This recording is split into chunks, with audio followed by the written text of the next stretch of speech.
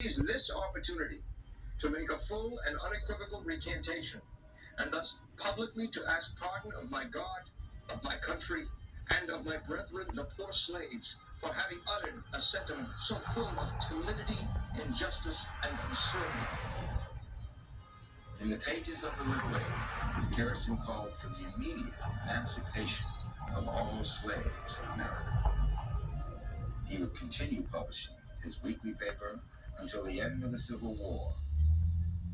Garrison helped found the New England Anti-Slavery Society and the American Anti-Slavery Society, and became recognized as one of America's most radical abolitionists.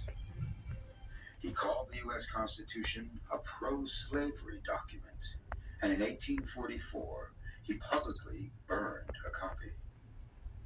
He also called for the breakup of the Union so that the North would not be